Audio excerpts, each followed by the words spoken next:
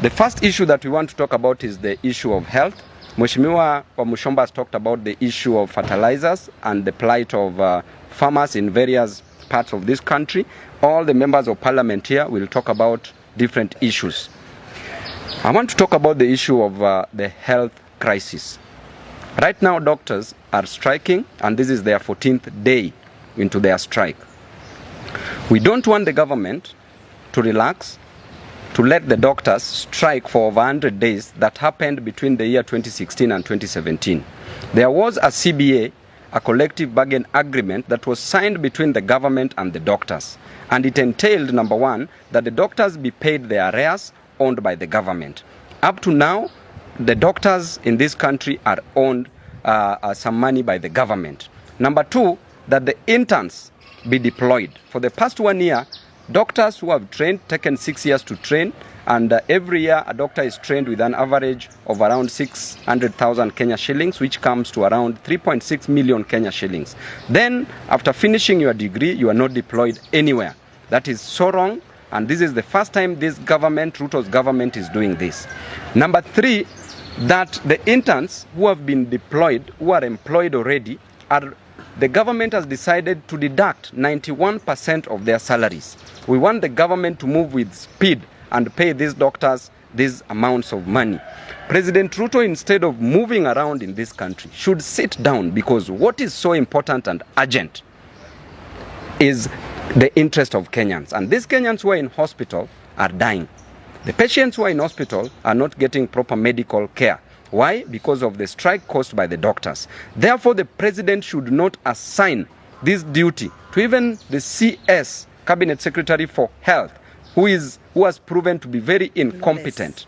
Very incompetent, talking in rallies anyhow, talking in funerals, and we want that CS to step aside, and we will bring an impeachment motion against the CS for Health. We want the president himself to call for a meeting with KMPDU, the leaders who are representing the interest of doctors in this country, and resolve this crisis within a week. Failure to which we will announce our next course of action. We will call the media and announce the next course of action, because our people are dying in hospitals. Imagine patients who are being taken to hospitals. Imagine Kenyans who are being taken to hospitals.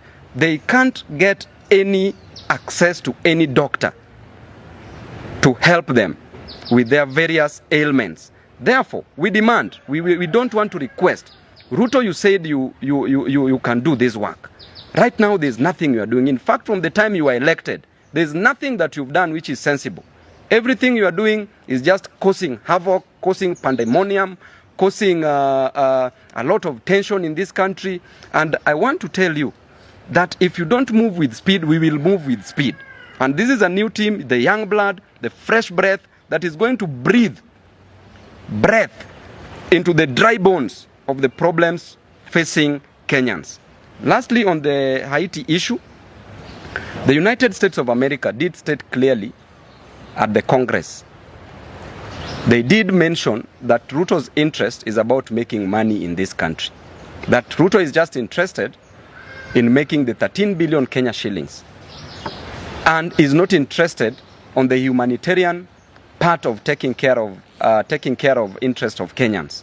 If you take these police officers who are fathers, who are children of others, who are relatives and friends of Kenyans, these people are going to be killed. We were being informed that at least 20,000 police officers should be deployed. At least 20,000 should be deployed in Haiti. Why do we want to take 1,000 officers? And these 1,000 officers are going to die. And we said, ukienda Haiti, utakuwa maiti.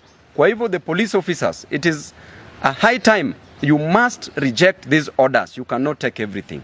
Thank you very much. Let me invite